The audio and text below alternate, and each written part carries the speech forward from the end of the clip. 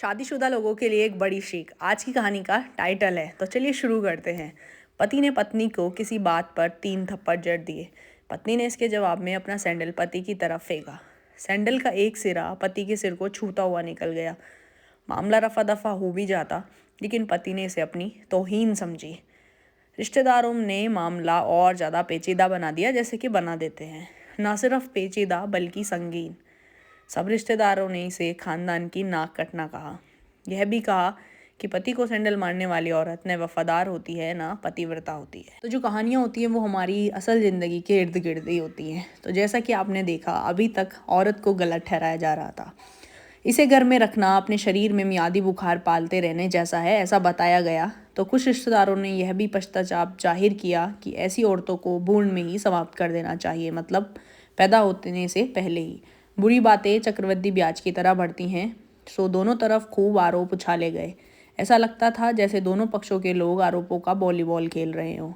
लड़के ने लड़की के बारे में और लड़की ने लड़के के बारे में कई असुविधाजनक बातें कही। मुकदमा दर्ज कराया गया।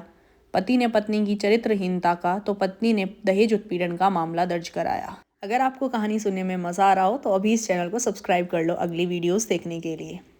तो 6 साल तक शादीशुदा जीवन बिताने और एक बच्चे के माता पिता होने के बाद आज दोनों में तलाक हो गया।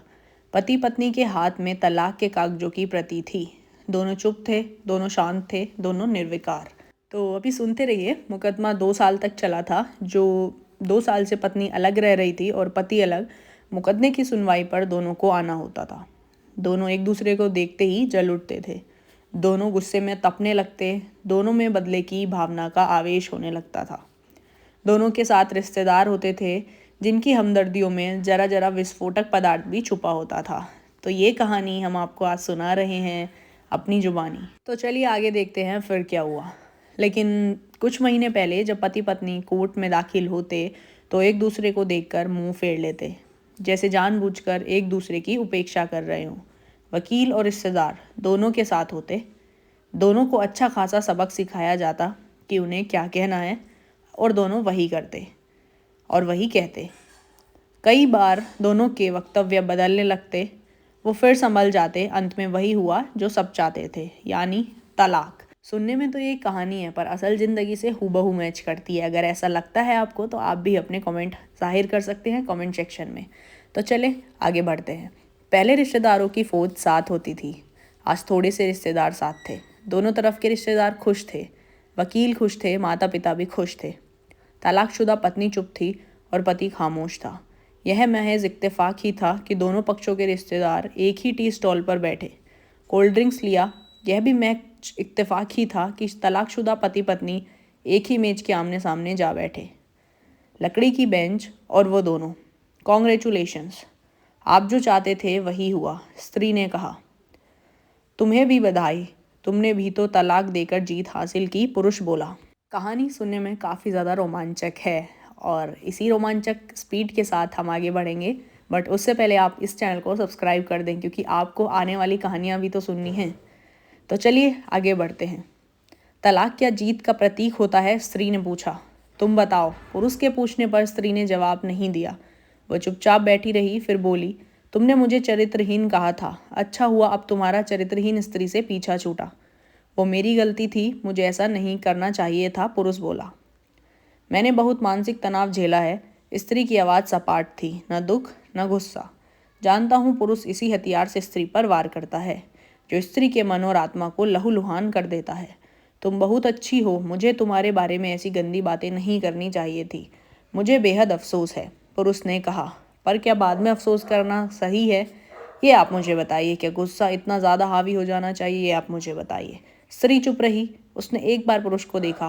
कुछ पल चुप रहने के बाद पुरुष ने गहरी सांस ली और कहा, तुमने भी तो मुझे दहेज का लोभी कहा था। गलत कहा था, पुरुष की ओर देखती हुई स्त्री बोली। स्त्री कुछ देर चुप रही, फिर बोली, मैं कोई और आरोप लगाती, लेकिन मैं नहीं। प्लास्टिक के कप में चाय आ गई। स्त्री ने चाय उठाई। चाय जरा सी छलकी। गर्म चाय स्त्री के हाथ पर गिरी। स्त्री की आवाज़ निकली। पुरुष के गले में उसी क्षण ओह की आवाज़ निकली। स्त्री ने पुरुष को देखा।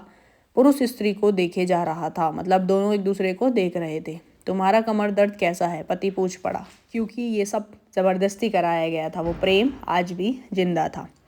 पत्नी ने कहा, ऐसा ही है, कभी वोवरोन तो कभी कॉम्बी फ्लेम। स्त्री ने बात खत्म करनी चाहिए। तुम एक्सरसाइज भी तो नहीं करती, पुरुष ने कहा। तो स्त्री फीकी हंसी हंस दी।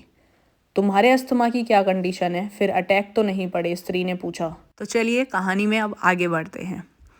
डॉक्टर सूरी ने स्ट्रेन, मेंटल स्ट्रेस कम करने को कहा। पुरुष ने जानकारी देते हुए अपनी पत्नी को बताया।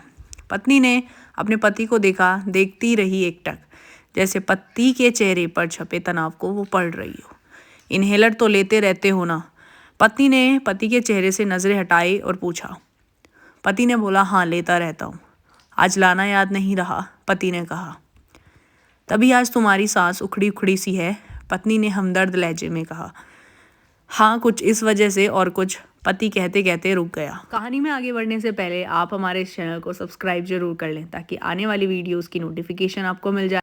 फिर पत्नी ने कुछ तनाव के कारण यह बात बोला और बात पूरी की। पुरुष कुछ सोचता रहा, फिर बोला, तुम्हें 4 लाख रुपए देने हैं और 6,000 रुपये महीना भी। हाँ, फिर स्त्री ने कहा, वसुंधरा में फ्लैट है, तुम्हें तो पता है, मैं उसे तुम्हारे नाम कर देता हूँ। 4 लाख रुपए फ़िलहाल मेरे पास नहीं है। पुरुष ने अपने मन की बात अपनी पत्नी को कही। वसुंधरा वाले फ्लैट की कीमत बताई गई 20 लाख रुपए। मुझे सिर्फ 4 लाख रुपए चाहिए, स्त्री ने स्पष्ट किया। अगर आपको फ़ोन पकड़ने में दिक्कत आ रही है तो आप अपने बेड के या अपने तकिए के पास रख दीजिए और बस कहानी का मज़ा लीजिए। तो स्त्री ने कहा कि सिर्फ मुझे 4 लाख रुपए ही तो चाहिए, बिटिया बड़ी होगी, 100 खर्च होते हैं। पति ने कहा, वो तो तुम 6,000 रुपये महीना मुझे देते रहोगे, स्त्री बोली।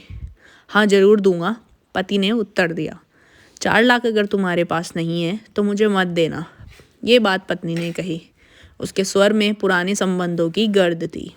पुरुष उसका चेहरा देखता रहा, कितनी सहृदय और कितनी सुंदर लग रही थी। सामने बैठी पत्नी जो कभी उसकी पत्नी हुआ करती थी, सामने बैठी अब वो स्त्री बन चुकी है जो कभी उसकी पत्नी हुआ करती थी। स्त्री पुरुष को देख रही थी और सोच रही थी, कितना सरल स्वभाव का है यह पुरुष जो कभी उसका पति हुआ करता था, कितना प्यार करता था उससे। एक बार जब वह गंगा में स्नान कर रही थी तो उसके हाथ से जंजीर छूट गई। फिर पागलों की तरह वह बचाने के लिए चला आया था।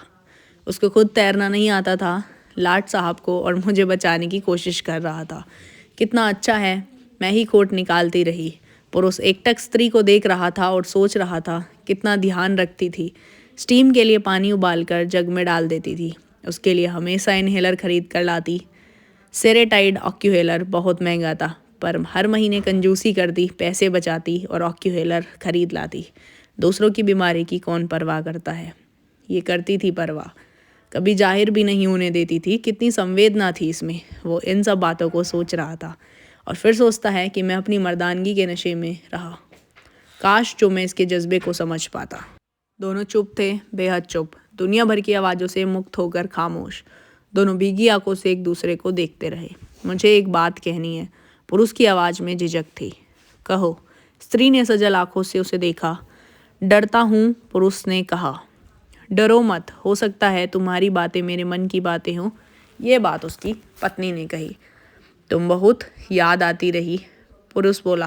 तो कहानी हम धीरे धीरे आगे बढ़ा रहे हैं और मुझे लगता है और मैं आशा करता हूँ कि आपको ये वीडियो भी पसंद आ रही होगी। तो अगर वीडियो पसंद आ रही है तो फिर से यार सब्सक्राइब कर दो। एंड सॉरी बीच में रोकने के लिए। तुम बहुत याद आती रही, पुरुष ने जैसे ही बोला तो स्त्री ने कहा, तुम भी। मैं तुम्हें अब भी प्रेम करता हूँ, पुरुष बोला। स्त्री ने कहा, मैं भी। दोनों की आंखें कुछ ज़्यादा ही सजल हो गई थी। दोनों की आवाज़ जज्बाती और चेहरा मासूम लग रहा था। क्या हम दोनों जीवन को नया मोड़ नहीं दे सकते, पुरुष ने पूछा। कौन सा मोड़, स्त्री ने फिर से सवाल किया। हम फिर से साथ रहने लगे, एक साथ पति पत्नी बनकर, अच्छे दोस्त बनकर, पुरुष ने प्रत्युत्तर में कहा। और ये पेपर, स्त्री ने कहा, इन पेपर का क्या करना है, फाड़ देते हैं, पुरुष ने ये कहते हुए अपने हाथ से तलाक के कागजात फाड़ दिए। फिर स्त्री ने भी वही किया। दोनों उठ खड़े हुए, एक दूसरे के हाथ में हाथ डालकर मुस्कुराए। दोनों पक्षों के रिश्तेदार हैरान परेशान थे, होना ही था। दोनों पति पत्नी हाथ में हाथ डाले घर की तरफ बढ़ चले, घर जो सिर्फ और सिर्फ पति पत्नी का था। दोस्तों, पति पत्नी में प्यार और तकरार एक ही सिक्के के दो पहलू हैं। और अंत में सिर्फ यही कहूँगा कि ज़रा सी बात पर कोई ऐसा फैसला ना ले कि आपको ज़िंदगी भर अफसोस हो। तो दोस्तों कहानी कैसी लगी कमेंट करके ज़रूर बताइएगा। कहानी पसंद आई हो तो वीडियो को लाइक शेयर करें और चैनल को सब्सक्राइब करें। वीडियो को पूरा देखने के लिए धन्यवाद। मिलते हैं एक और नई कहानी में जो आपको कुछ ना कुछ सिखाएगी।